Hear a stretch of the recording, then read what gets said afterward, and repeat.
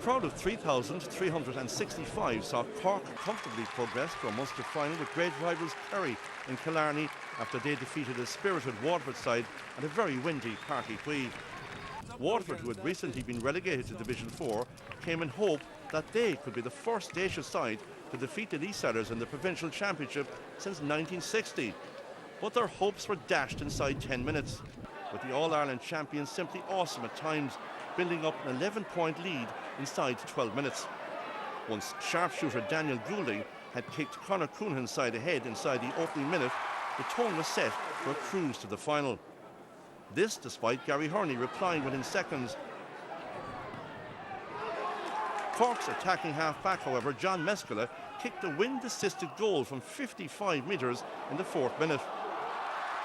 Flying forward, Paul Kerrigan scored the first of a couple of fisted points in the space of a few minutes as Cork set a trend with their superb passing movements. The scoreline might suggest that Waterford were poor on the day. The case was that the Leesiders were brilliant at times, as reflected with this 7-pass movement which resulted in a Daniel Goulding goal. There was just 18 minutes on the clock when Cork scored their 3rd goal as Paul Kerrigan shot low to the corner of Kieran Cotter's net. Waterford boss John Owens and his fellow selectors knew they were in trouble, but in fairness, his team never threw in the towel and fought back with 3 successive points from Brian Phelan, Shane Briggs with this effort, and a 5th point was scored by the hard-working Tommy Prendergast. Just on the half-time whistle, referee Pat Fox awarded the visitors a penalty, and when Gary Hurney sent Alan Quirk the wrong way with his 13-metre kick, it left the score 3-8 to 1-6 at the break. Cork manager Conor Coonahan must have told his side to pick up the pace again after the break, as Goulding scored his 2nd goal straight from the restart. Some of the home supporters had seen enough at this stage and decided to take in the sunshine, as Cork substitute Fintan Gould added a 5th goal in the 43rd minute, as the All-Ireland champions were again in cruise control. Again, the home side showed superb team play, as their cornerback Owen Cotter from the Douglas club was involved in this move on a couple of occasions before finishing another fine score.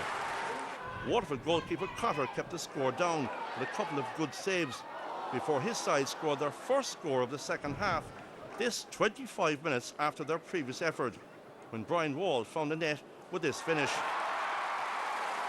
Paul Kerrigan, who had another fine game throughout, pointed again for the Rebels before another of Cork's 5 second-half substitutes, David Gould, had a last say on the scoreboard, as Cork are heading for Killarney and a meeting with their great rivals on Sunday, July the 3rd. The full-time score in Páirc Uí Chaoimh: Cork 5 goals and 17 points, Waterford 2 goals and 8 points. Yeah, absolutely. I suppose we're blessed with players coming through the last few years, and it's very hard to get onto the team. I suppose 6 changes from the Clare game, so everyone had to perform out there today to, I suppose, the big ones in 4 weeks' time, and we all want to be playing for it. Now tell us about the goal, because obviously you don't get forward that often, and it worked for you today. You were about 55-60 metres out. Describe the goal for us. Yeah, obviously I didn't mean it, to be honest, but I saw Daniel Goulding making a run, and I said I'd try and pick him out, but the wind took it. There was a bit of wind for us in the first half, so it went over the keeper. I was lucky to get it now, to be honest, so I'll take anything we get now. It's a golfing class. You could see it there. They deserved their All-Ireland last year, and they're going to be very strong contenders this year, you know, and what they brought off the bench, and after making 6 changes, you could see that shows the strength and depth that they have. Yeah, tough for Waterford. Cork were awesome. I mean, 1 or 2 of the goals. Yeah, it's very hard for Waterford.